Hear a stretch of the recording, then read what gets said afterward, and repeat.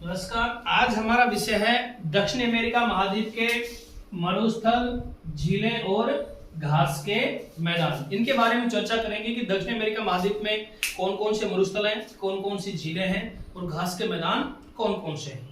इसमें हम सबसे पहले देखेंगे दक्षिण अमेरिका महाद्वीप के मरुस्थल कि कौन कौन से दक्षिण अमेरिका महाद्वीप में मरुस्थल हैं। ये सभी मेजर मुख्य अक्षांश रेखाएं हैं जो दक्षिण अमेरिका महाद्वीप में कहां से गुजर रही हैं। इन्हीं के माध्यम से हम इन चीजों सभी को क्लियर हो जाएगा कि मरुस्थल का निर्माण हुआ तो कैसे हुआ। सबसे पहले हम देखेंगे कि दक्षिण अमेरिका महाद्वीप के मरुस्थल कौन कौन से हैं। यहां पेरू से लेकर यहां तक चिली तक इसके पश्चिमी किनारे पर यहां एक मरुस्थल है। इसका नाम क्या है? आटाकामा मरुस्थल। कौन सा है? आटाकामा मरुस्थल, जो दक्षिण अमेरिका महाद्वीप के कहां स्थित है? पश्चिम में स्थित है। और यहां हमने एक पर्वत श्रृंखला देखी थी। यहां कौन सी पर्वत श्रृंखला थी? एंडीज पर्वत, जो यहां से इस प्रकार से फैली हुई थी। तो ये आटाकामा मरुस्थल है जो एंडीज पर्वत के पश्चिमी ढाल में क्या है? ये स्थित है। ठीक है, इतना ध्यान रखना। एंडीज पर्वत के कहां स्थित है? पश्चिमी ढाल पर क्या है? ये स्थित है। तो यहां हम कह सकते हैं कि इसकी आटाकामा मरुस्थल की उत्पत्ति का कारण क्या हो सकता है? कि वो आटाकामा मरुस्थल है जो व्यापारिक हवाओं के, कौन सी हवाओं के? व्यापारिक हवाओं के वृष्टि छाया प्रदेश में स्थित है। कहां स्थित है? व्यापारिक हवाओं के वृष्टि छाया प्रदेश में। ठीक है, तो व्यापारिक हवाओं के वृष्टि छाया प्रदेश में हमने 30 डिग्री मेजर अक्षांश इसलिए मैंने निर्धारित किया है क्योंकि 30 डिग्री से व्यापारिक हवा ऐसे चलती है, ऐसे चलती है ना। 30 डिग्री से व्यापारिक हवाएं भूमध्य रेखा की तरफ ऐसे चलती है यहां तक। और यहां हम देखते हैं कि जैसे एंडीज पर्वत से जब व्यापारिक हवाएं टकराती हैं तो इसके वर्षा एक तो स्थलीय भाग से आते समय बहुत दूर हो जाती है, दूसरा इस एंडीज पर्वत से ऊंचा पर्वत है, यहाँ टकराने के बाद व्यापारिक हवाएं वर्षा इधर ही कर देती है, इसकी इस ढाल पर वर्षा नहीं कर पाती। इसलिए क्या है, पूरा क्षेत्र क्या किस में तब्दील हो गया है? मरुस्थल में तब्दील हो गया। तो ये कौन सी हवाएं हैं? व्यापारिक हवाओं के वृष्टि छाया प्रदेश के में होने की वजह से यहाँ क्या है, इस क्षेत्र में मरुस्थल का निर्माण हुआ है। और साथ ही ये एक शुष्क मरुस्थल है। कैसा मरुस्थल है? शुष्क मरुस्थल है। और इसकी शुष्कता का कारण क्या है? शुष्कता का कारण व्यापारिक हवाओं के वृष्टि छाया प्रदेश में है, लेकिन हमने जैसे दक्षिण अमेरिका, उत्तरी अमेरिका महाद्वीप में पढ़ा था कि कैलिफोर्निया की ठंडी धारा की वजह से मोजावे मरुस्थल की शुष्कता का कारण बना है। सेम उसी प्रकार से इस आटाकामा मरुस्थल की शुष्कता का कारण क्या है? यह ठंडी हवा धारा चलती है, जिसका नाम क्या है? पेरू की धारा। पेरू की ठंडी धारा। कौन सी धारा है? पेरू की ठंडी धारा इसका एक मुख्य कारण है, जिस वजह से क्या है, ये मरुस्थल क्या हो गया? शुष्क हो गया। तो हम कह सकते हैं कि विश्व का सबसे शुष्क मरुस्थल है। कौन सा? ये आटाकामा मरुस्थल। और विश्व का सबसे शुष्क स्थान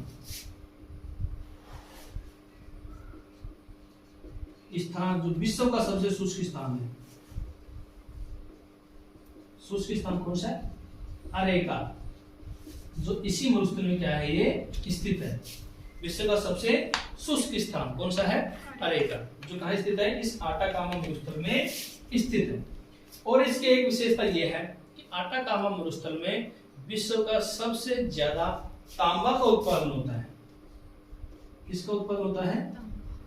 तांबा का। इसलिए इसको विश्व का सबसे ज्यादा, चिली का तो है ही, लेकिन विश्व का सबसे ज्यादा तांबा उत्पादन कौन करता है? ये आटाकामा मरुस्थल। और जहां एक खान है तांबे की, इसका नाम क्या है? चूकी का माटा। क्या है? चूकी का माटा तांबे की क्या है? एक खान है, जो विश्व प्रसिद्ध क्या है? खान है। इस चूकी का माटा को तांबा की राजधानी भी कहा जाता है, या विश्व की सबसे बड़ी तांबे की खुली खदान है। कौन सी? चूकी का माटा, जो कहां स्थित है? आटाकामा मरुस्थल में। और आटाकामा मरुस्थल में भी, जैसे आटाकामा मरुस्थल दो देशों में फैला हुआ है, पेरू और चिली में। कहाँ फैला हुआ है? पेरू और चिली। लेकिन चूकी का माटा कहाँ है? चिली में है, ये ध्यान रखना। कहाँ स्थित है? चिली देश में स्थित है। यह है विश्व प्रसिद्ध किसकी खान है? तांबे की खान है, जो कहाँ है? अटाकामा मरुस्थल में स्थित है। अब है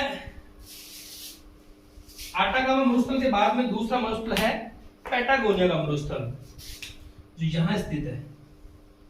कौन सा मरुस्थल है?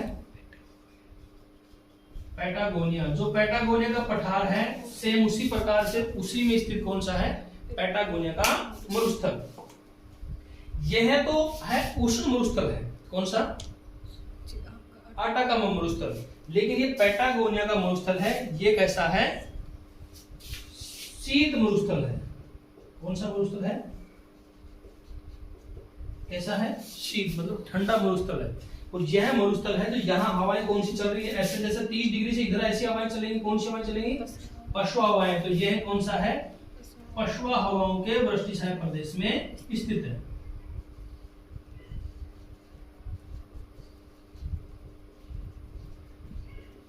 पछुआ हवाओं के वृष्टिछाया प्रदेश में स्थित है। कौन सा मरुस्थल है? पैटागोनिया का मरुस्थल। यह एंडीज पर्वत के पूर्वी भाग में स्थित है। और कहां स्थित है? अर्जेंटीना देश में स्थित है। इसे ध्यान रखना, अर्जेंटीना देश में स्थित है। एंडीज पर्वत के पूर्वी भाग में क्या है? ये स्थित है। और ये विश्व का दक्षिण गोलार्ध में स्थित सबसे बड़ा शीत मरुस्थल है। कहां स्थित है? दक्षिणी गोलार्ध में। दक्षिणी गोलार्ध गोलार्ध आपने देखा है, दक्षिण गोलार्ध में स्थित सबसे बड़ा शीतोष्ण या शीत क्या है? मरुस्थल है। दक्षिण गोलार्ध में स्थित विश्व का सबसे बड़ा क्या है? शीत मरुस्थल। कौन सा है? पैटागोनिया का मरुस्थल। एक तो मुख्य बात क्या है कि इसके नीचे दक्षिण गोलार्ध में कोई स्थलीय भाग है ही नहीं। मुख्य रूप से हम देखिए अंटार्कटिका है, जो पूर्ण रूप से बर्फ से ढका हुआ है, लेकिन वो मरुस्थल टाइप का वहां नहीं है। ये क्या है? विश्व का सबसे बड़ा क्या है? शीत मरुस्थल है, जो दक्षिण गोलार्ध में स्थित है। तो ये तो अपने दो मुख्य क्या है दक्षिण अमेरिका महाद्वीप में मरुस्थल। कौन कौन से हैं? अटाकामा मरुस्थल और पैटागोनिया का मरुस्थल। अब हम देखेंगे दक्षिण अमेरिका महाद्वीप की झीलें कौन कौन सी झीलें। तो दक्षिण अमेरिका महाद्वीप में मुख्य रूप से 3 झीलें हैं। यहां हमने एक पठार देखा था। कौन सा था? बोलिविया का पठार। कौन सा पठार है? बोलिविया का पठार। तो बोलिविया का पठार में झील है, एक है टीटीकाका झील। कौन सी झील है? टीटीकाका झील, जो बोलिविया पठार देश में स्थित है। सॉरी, बोलिविया पठार में भी स्थित है, बोलिविया देश में भी स्थित है। यह विश्व की सबसे ऊंची नौगम्य झील है।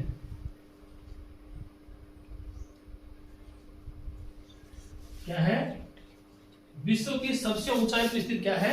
नौगम्य झील है, जहां क्या निकाली जाती है? सॉरी, नावें चलाई जाती है। और एक टीटीकाका झील है, ये क्रेटर झील का उदाहरण है। कैसी झील है ये? क्रेटर झील, जो ज्वालामुखी के उद्गार से निर्मित क्रेटर में क्या है? पानी भरने से इसका निर्माण हुआ है। तो ये कैसी झील है? क्रेटर झील है। और इस झील के किनारे मुख्य खनिज निकाला जाता है टिन, जो हमने पठार में देखा था। इसमें बोलिविया पठार में देखा कि बोलिविया पठार में मुख्य खनिज कौन सा निकाला जाता है? टिन। तो इस टीटीकाका झील के किनारे ही क्या निकाला जाता है? टिन का मुख्य उत्पादन होता है। और यहाँ वो ही खान है। कौन सी खान है? केटाबी खान। कौन सी खान है? केटाबी खान है, जो कहाँ स्थित है? टीटीकाका झील के किनारे। तो विश्व प्रसिद्ध टिन की क्या है? एक खान है। इसके दक्षिण भाग में एक झील है, जिसका नाम क्या है? पोपो झील। ये 2 झील हैं। पोपो झील का इतना कोई खास महत्व नहीं है। इसके बाद एक तीसरी झील है, यहां है माराकाइबो झील, जो कौन से देश में स्थित है? वेनेजुएला देश में।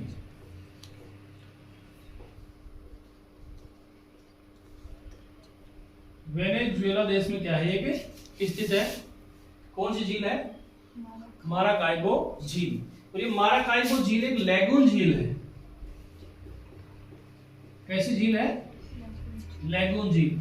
लैगून का निर्माण सागरीय लहरों द्वारा, जैसे यूं मानो कि एक स्थलीय भाग है, इसमें यहाँ पर मिट्टी का जमाव हो जाए, यहाँ किसका निर्माण हो जाए? झील का निर्माण हो जाए। और मिट्टी का जमाव कैसे होगा? सागरीय लहरों के निक्षेप के द्वारा धीरे धीरे यहाँ क्या होता है? मिट्टी का जमाव हो जाता है, जिससे कि अब ये भाग है जो पूरा किसी सागर से अलग हो जाता है। तो पीछे स्थित भाग को हम किसका नाम देंगे? झील का। और झील कैसी है? ये लैगून झील है। कौन सी? माराकाइबो झील। इस झील के किनारे एक विशेषता क्या है? यहाँ मुख्य रूप से खनिज तेल निकलता है। क्या निकलता है? खनिज तेल। और ये माराकाइबो झील। दक्षिण अमेरिका महाद्वीप में घास के मैदान। तुम देखिए दक्षिण अमेरिका महाद्वीप में घास के मैदान, दो प्रकार के घास के मैदान है। जैसे एक है उष्णकटिबंधीय घास के मैदान, जैसे उष्णकटिबंध, और दूसरा कौन सा है? शीतोष्णकटिबंध। दोनों प्रकार के घास के मैदान दक्षिण अमेरिका महाद्वीप में स्थित है। तो हम कह सकते हैं उष्णकटिबंध कहां स्थित है? 23.5 डिग्री से उत्तर की तरफ। ये तो क्या है? उष्णकटिबंध है। और 23.5 डिग्री से दक्षिण तरफ कौन से हैं? शीतोष्णकटिबंध। तो यहाँ उष्णकटिबंध और शीतोष्णकटिबंध दोनों प्रकार के घास के मैदान पाए जाते हैं। उष्णकटिबंध में भी दो प्रकार के हैं। जैसे उष्णकटिबंध में एक तो पाए जाते हैं वन, और दूसरे पाए जाते हैं घास के मैदान। क्या पाए जाते हैं? घास के मैदान। और वनों में देखें तो वनों में एक ही वन क्षेत्र है, इसको क्या कहते हैं? सेलवाज वन। कौन सा है? सेलवाज वन।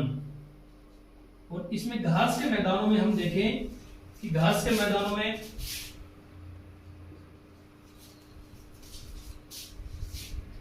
सवाना प्रकार की घासें यहाँ पाई जाती हैं, जिसमें एक है लानोज है, दूसरा है कटिंगाज है, सेराडोज है और कंपास।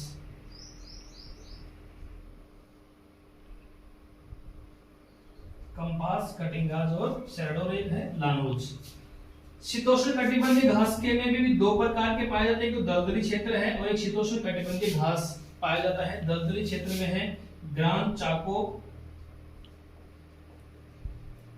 और शीतोष्ण कटिबंधीय जो मुख्य घास के मैदान पाए जाते हैं उसमें है पंपास। जो हम अक्सर देखते हैं कि विश्व में कहीं पर भी शीतोष्ण कटिबंधीय घास के मैदान पाए, जैसे उत्तरी अमेरिका में हमने देखा पेरिस था, और यहाँ कौन सा है? पंपास। तो इस प्रकार ये उष्ण कटिबंधीय घास भी और शीतोष्ण कटिबंधीय घास भी यहाँ पाई जाती है। उष्ण कटिबंध में दो है, वन है और घास है। इसमें हम देखेंगे कि कौन कौन से उष्ण कटिबंधीय क्षेत्र में वन है, कौन कौन से घास है। जिसे हम देखें सबसे पहला वन क्षेत्र, जो ये वन क्षेत्र है, ये पूरा ये क्या है? सेलवाज। क्या है? सेलवाज वन क्षेत्र है, जो हमने देखा है पूरा कहाँ है? 0 डिग्री भूमध्य रेखा के ऊपर क्या है? स्थित है। तो यहां हम कह सकते हैं कि विश्व में सबसे ज्यादा वर्षा कहाँ होती है? भूमध्य रेखा के ऊपर स्थित है। भूमध्य रेखा के ऊपर सबसे ज्यादा क्या होती है? वर्षा होती है। तो सेलवाज वन है जो पूर्ण रूप से कहाँ स्थित है? भूमध्य रेखा के ऊपर स्थित है। ब्राजील का जिसको हम वन कहते हैं, जैसे अमेजन बेसिन कहते हैं ना, अमेजन बेसिन। तो यह एक नदी गुजरती है यहाँ से, अमेजन नदी ऐसे उसी के आसपास के क्षेत्र में है, इसलिए इसको क्या कहते हैं? अमेजन बेसिन, अमेजन के वन। तो विश्व के सबसे गहरे वन है, जहां निकलना क्या होता है? मुश्किल होता है। विश्व का सबसे बड़ा वन क्षेत्र है सेलवाज वन, इसलिए इसको क्या कहते हैं? धरती के फेफड़े भी कहा जाता है। किसको? सेलवाज वन को या अमेजन बेसिन को, अमेजन वन क्षेत्र को। ये पूर्ण रूप से ब्राजील में है, कुछ कोलंबिया में भी है, वेनेजुएला में भी है, लेकिन ज्यादातर कहाँ फैला हुआ है? ब्राजील में। जो मुख्य नदी कौन सी है यहाँ? अमेजन नदी बहती है। इसके आसपास के क्षेत्र को हम क्या कहते हैं? सेलवाज वन कहते हैं। इन वनों में त्रिस्तरीय वनों की त्रिस्तर होते हैं वनों के। त्रिस्तर का मतलब क्या होता है, छोटी छोटी झाड़ें भी होती हैं और कई 60-60, 70-70 मीटर बड़े वन पेड़ भी होते हैं और उसमें लगी हुई इनके ऊपर लताएं भी होती हैं। लताएं मतलब बेल वगैरह उनके ऊपर क्या होती है, जड़ी होती है। तो यहाँ इतने गहरे वन हैं कि इनके अंदर इनसे पार करना, इनको गुजरना क्या होता है, मुश्किल होता है। तो ये कौन से वन है, शैलवाज वन, जो कहाँ स्थित है, भूमध्य रेखा के ऊपर क्या है, ये विस्तृत है। या जैव विविधता या कह सकते हैं कि पारिस्थितिकी उत्पादन में सबसे अधिक कहाँ होती है, शैलवाज वन क्षेत्रों में। तो ये शैलवाज वन है, पारिस्थितिकी उत्पादन में सब विश्व में सबसे अधिक है।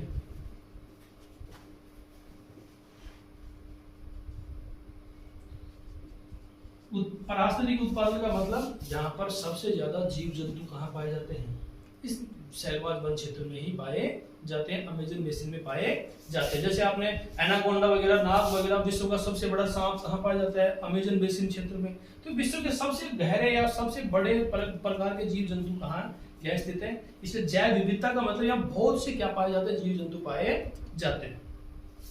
दूसरा है घास है, एक है लानोस, जो यहाँ वेनेजुएला में एंडीज पर्वत के पूर्वी ढाक पर स्थित जो घास होती है, यहाँ वन कम मात्रा में मिलते हैं और घास अधिक मात्रा में पाई जाती है। मतलब वन पेड़ कहीं कहीं दिखेंगे लेकिन पूरे क्षेत्र में घास पाई जाती है। घास में कैसी पाई जाती है, बड़ी बड़ी घास जिसमें हाथी वगैरह तक डूब जाते हैं, इतनी बड़ी क्या पाई जाती है, घास पाई जाती है। इनको हम वेनेजुएला में क्या कहते हैं, लानोस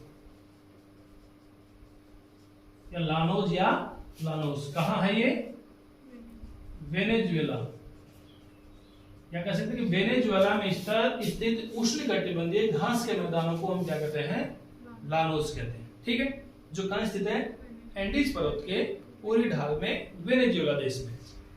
दूसरा है, यहां हमने देखा था एक ब्राजीलियन उच्च भूमि, देखा था ना, यहां ब्राजीलियन उच्च भूमि। इस ब्राजीलियन उच्च भूमि के वृष्टि छाया प्रदेश में इधर छोटे छोटे जैसे घास तो हुई है, बड़ी बड़ी घासें हैं, लेकिन ये 3 भागों में इसको डिवाइड किया गया है। 3 भागों में इसको डिवाइड किया गया है। ब्राजीलियन उच्च भूमि के पश्चिम भाग में जो उष्णकटिबंधीय घास के मैदान है, इनको कहा जाता है जैसे कंपास, सेराडोस और कटिंगास। ठीक है, तो इस प्रकार ये ब्राजीलियन उच्च भूमि, कौन सी उच्च भूमि है, ब्राजीलियन उच्च भूमि। ब्राजीलियन उच्च भूमि के पश्चिमी ढाल पर स्थित शीतोष्ण उष्णकटिबंधीय घास के मैदानों को क्या कहा जाता है, कंपास, कटिंगास और सेराडोस, जो क्या है, व्यापारिक हवाओं के वृष्टि छाया प्रदेश में क्या है, ये स्थित है। ठीक है, तो ये तो हो गए हमारे उष्णकटिबंधीय घास के मैदान। जो 3 है, मुख्य रूप से 4 है, वेनेजुएला में लानोस कहते हैं, और ये सभी कहां स्थित है, ब्राजील में स्थित है। और एक वन क्षेत्र, इसको क्या कहते हैं, शैलवाज वन या अमेजन के वन, इनको नाम दिया गया है। इसमें जैव विविधता बहुत अधिक पाई जाती है, विविध प्रकार के जीव जंतु पाए जाते हैं। इसको हम क्या कहते हैं, जल धरती के फेफड़े भी कहा जाता है। अमेजन मुख्य नदी, इसमें से अमेजन नदी बहती है। तीसरा है हमारे जो ग्रांड चाको है, इसमें एक चीज और ध्यान रखना कि जो अमेजन बेसिन है, यह विश्व की सबसे हल्की लकड़ी पाई जाती है। जो ये शैलवाज वन है ना, इसमें विश्व की सबसे हल्की लकड़ी, विश्व की सबसे हल्की लकड़ी का नाम क्या है, वालसा, जो कहां स्थित है, शैलवाज वन क्षेत्र में पाई जाती है। तो संसार की सबसे क्या है, हल्की लकड़ी है।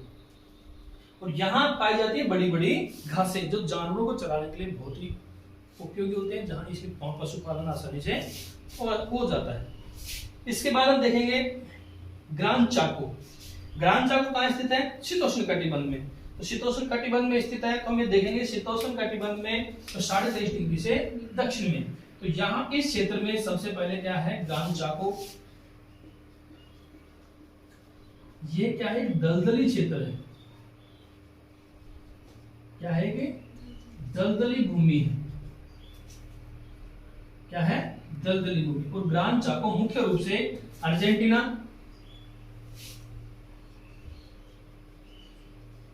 और पराग्वे देशों में क्या है फैला हुआ है। अर्जेंटीना और पराग्वे देशों में क्या है फैला हुआ है। चलो, ग्रान चाको क्या है? एक दलदली क्षेत्र है जिसको क्या कहा जाता है? आखेट की भूमि भी कहा जाता है। मुख्य रूप से ग्रान चाको क्षेत्र है, यह है अर्जेंटीना और पराग्वे देशों में क्या है ये स्थित है। यहां विश्व की सबसे कठोर लकड़ी, विश्व की सबसे कठोर लकड़ी क्रोबेक्रो पाई जाती है। नाम क्या है? क्रोबेक्रो, जो विश्व की क्या है सबसे कठोर लकड़ी है, जो कहां है? ग्रान चाको क्षेत्र में पाई जाती है। और जहां ग्रान चाको में मुख्य रूप से कपास का उत्पादन होता है। कौन सी फसल उत्पादन होती है? कपास। ये था अर्जेंटीना में स्थित, या कह सकते हैं कि शीतोष्ण कटिबंधीय घास के मैदानों में एक कौन सा है? ग्रान चाको। अब हम देखेंगे कि शीतोष्ण कटिबंधीय घास के मैदानों में मुख्य है पंपास। तो इस क्षेत्र में क्या है ये पाया जाता है। नाम क्या है? पंपास। जो हम ये अक्सर हम देखेंगे कि विश्व में सभी जगह जो शीतोष्ण कटिबंधीय घास के मैदान हैं उनको किस किस नामों से जाना जाता है। जैसे उत्तर अमेरिका में प्रेरीज का, दक्षिण अमेरिका में पंपास है, दक्षिणी अफ्रीका में देखें तो वेल्ड आएगा, ऑस्ट्रेलिया में डाउन्स, न्यूजीलैंड में कैंटबरी। इस प्रकार हर देश में उसको अलग अलग नाम से, हर महाद्वीप में उसको अलग नाम से जाना जाता है, लेकिन सभी की विशेषता क्या है? लगभग समान है।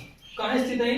23.5 डिग्री से दक्षिण की तरफ या 23.5 डिग्री से उत्तर की तरफ भी हो सकते हैं। दोनों शीतोष्ण कटिबंध में क्या है पाए जाएंगे। तो पंपास क्या है? कि शीतोष्ण कटिबंधीय घास के मैदान है।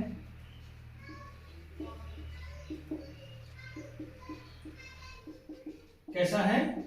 शीतोष्ण कटिबंधीय घास का मैदान है। और एक विशेषता क्या है? यहां शरणोजम मृदा पाई जाती है। कौन सी मृदा है? शरणोजम मृदा है, जो कि गेहूं की फसल के लिए बहुत ही उपयोगी होती है और गेहूं की फसल के उत्पादन में कृषि भूमिका बहुत अधिक होती है। तो यह मुख्य मृदा कौन सी पाई जाती है?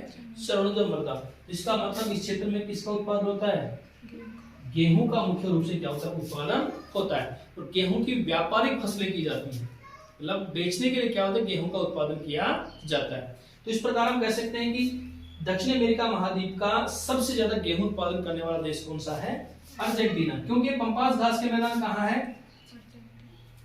अर्जेंटीना और कुछ मात्रा में उरुग्वे,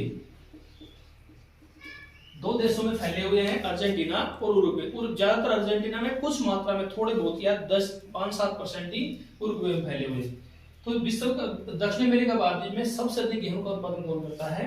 अर्जेंटीना देश करता है, या पंपास घास के मैदानों में होता है। यह घास के मैदान शीतोष्ण कटिबंध में स्थित है, इसलिए यह पश्चिम हवाओं के वृष्टि छाया प्रदेश में स्थित है। यह मुख्य रूप से कहां स्थित है? पश्चिम हवाओं के वृष्टि छाया प्रदेश में। इनको शीतोष्ण कटिबंधीय घास के मैदान कहा जाता है, क्योंकि किसमें स्थित है? शीतोष्ण कटिबंध में स्थित है। एक और विशेषता है, यहां एक पौष्टिक घास पाई जाती है।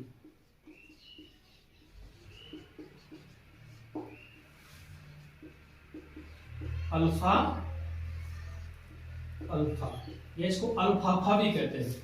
अल्फा या अल्फाफा, जो क्या है? पौष्टिक घास है। तो पशुओं के लिए बहुत ही क्या है? पौष्टिक होती है। इसलिए इस क्षेत्र में पशु चारण भी बहुत अधिक होता है, पशुपालन भी बहुत अधिक होता है। तो यह दक्षिण अमेरिका महाद्वीप में बहुत अधिक पशुपालन करता है। कौन सा? अर्जेंटीना।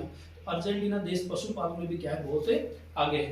तो इस प्रकार यहाँ पौष्टिक घासें पाई जाती है। इसका नाम क्या है? Alpha alpha. यह है पंपास घास के मैदान है, जो दक्षिण अमेरिका महाद्वीप में स्थित है। आगे हम नेक्स्ट क्लासों में पढ़ेंगे।